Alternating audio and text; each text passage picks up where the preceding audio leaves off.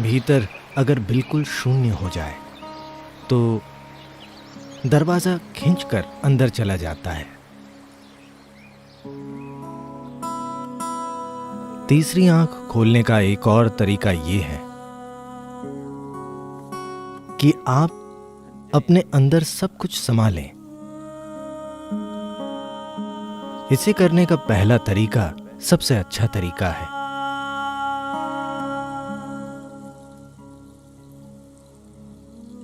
शिव का सबसे अहम पहलू ये है कि उन्होंने अपनी तीसरी आंख खोली।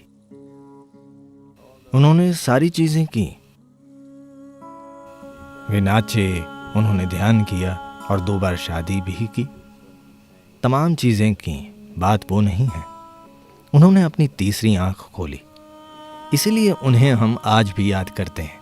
उसके लिए आज भी हजारों साल बाद भी हम उनके आगे सिर झुकाते हैं,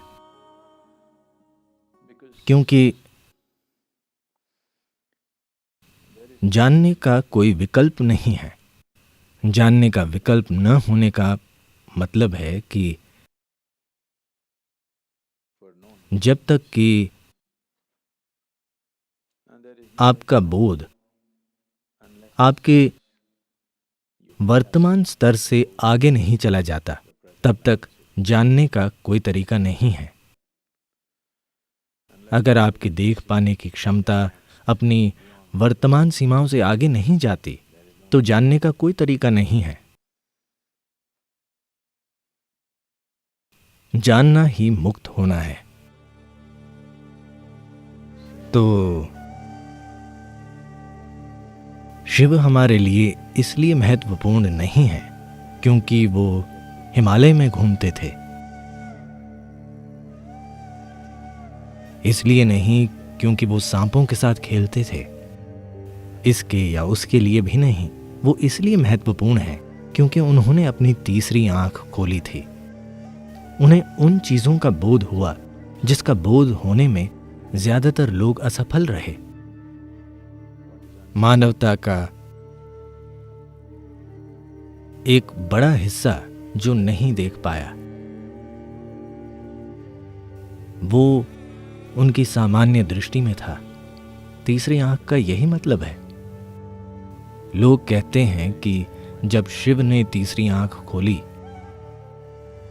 तो वो एक प्रचंड प्रक्रिया थी, उसमें से आग निकली। वे इसे आग इसलिए कहते हैं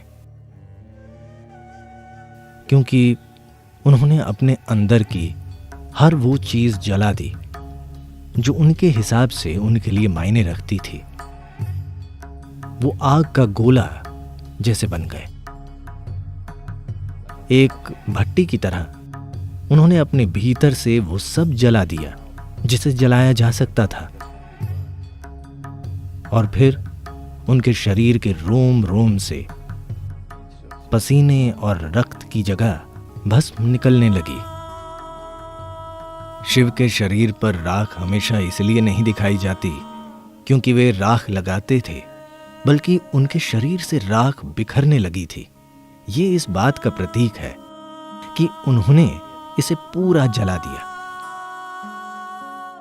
उन्होंने अज्ञानता का वो एक एक कण जला दिया जिसे लोग सच मानते हैं। उन्होंने उसे जला दिया। क्योंकि उन्होंने सब कुछ जला दिया और सब कुछ राख बन गया, तब तीसरी आंख खोलने से उन्हें वंचित नहीं रखा जा सका। तीसरी आंख खुलने पर लोगों को आग दिखी क्योंकि अंदर सब कुछ जल रहा था। तीसरी आंख को खोलने के 2 तरीके हैं। एक तरीका है भीतर अगर बिल्कुल शून्य हो जाए तो दरवाजा खींचकर अंदर चला जाता है और कुदरती तौर पर खुल जाता है। दरवाजा कमजोर होकर अंदर गिर जाता है क्योंकि अंदर कुछ नहीं है। शिव ने न सिर्फ अपने विचार, न सिर्फ अपनी भावना, सिर्फ अपने रिश्ते और चीजें ही नहीं जलाईं, बल्कि उन्होंने अपना वजूद ही जला दिया। एक अलग व्यक्तित्व को पूरी तरह जला दिया और बस पूरा शून्य बचा। तो दरवाजा अंदर गिरकर खुल गया। तब लोगों को आग दिखी, क्योंकि चीजें अब भी जल रही थी।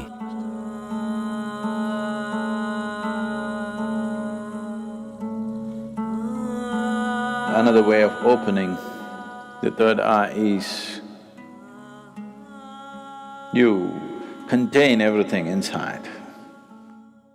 तीसरी आंख खोलने का एक और तरीका है कि आप सब कुछ अपने अंदर संभालें, हर चीज को अंदर रोक लें।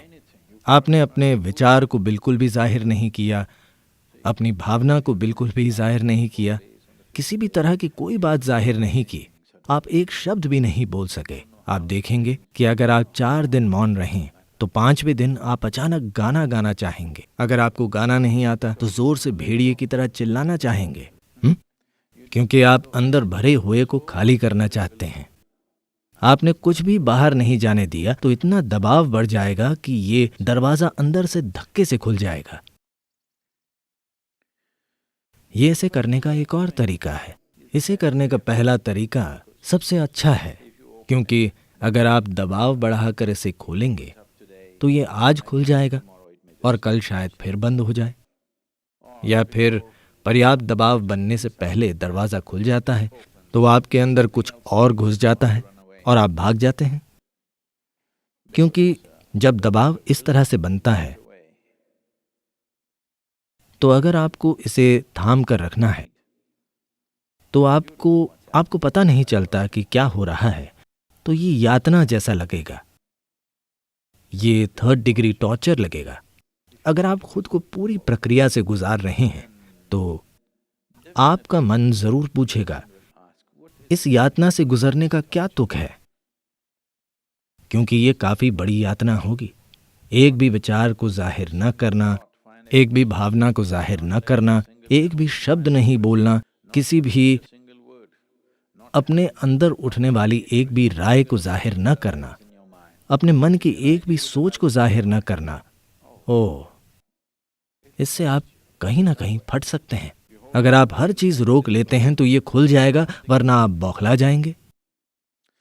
पर आप थोड़े से चालाक हैं, आप बीच का रास्ता चुनते हैं। इसका मतलब है कि आप कहीं पहुंचना नहीं चाहते। जो लोग बीच के रास्ते में विश्वास रखते हैं वो अपने जीवन में कहीं नहीं जाना तय करते हैं। बीच के रास्ते का मतलब है बस आराम का जीवन चुनना, ना ये ना वो। या तो आप बिल्कुल खाली हो जाइए तो खालीपन की ताकत दरवाजा खोल देगी, या फिर आप अपने अंदर दबाव बढ़ाइए तो ये फटकर खुल जाएगा। खोलने के 2 तरीके हैं। बीच के रास्ते का मतलब है आप पेशेवर बकवास करने वाले इंसान हैं। वाकई आप पूरे समय बकवास से भरे हैं, पेशेवर नहीं। पेशे का मतलब है कि वे इसे हर समय नहीं करते, ठीक है? वे इसे दिन में कुछ खास समय तक करते हैं। इससे फर्क नहीं पड़ता कि आप कहां जाते हैं, आप अपनी ही चीज करते हैं। बीच का रास्ता एक तरीका है कहीं ना पहुंचने का, और कुछ समय बाद ये सोचना कि ये कहीं नहीं जाता है। अभी आप सड़क पर टहल रहे हैं, अचानक आपको एक बड़ी चट्टान मिली। पार जाने के 2 ही रास्ते हैं, या तो इस तरफ या उस तरफ से। इस तरफ शेर गुर्रा रहा है, दूसरी तरफ आग जल रही है। तो आप सोचते हैं कि बीच का रास्ता अच्छा है, यानी चट्टान में घुसना। तो जाहिर है कि आप कहीं नहीं जा पाएंगे। आपकी कुछ देर बस अच्छी कसरत होगी। अगर आप चट्टान में घुसना चाहेंगे तो अच्छी कसरत हो जाएगी, इससे मांसपेशियां काफी अच्छी हो जाएंगी। अगर आप बीच का रास्ता लेते हैं, बात बस इतनी है कि आप कहीं नहीं पहुंचेंगे।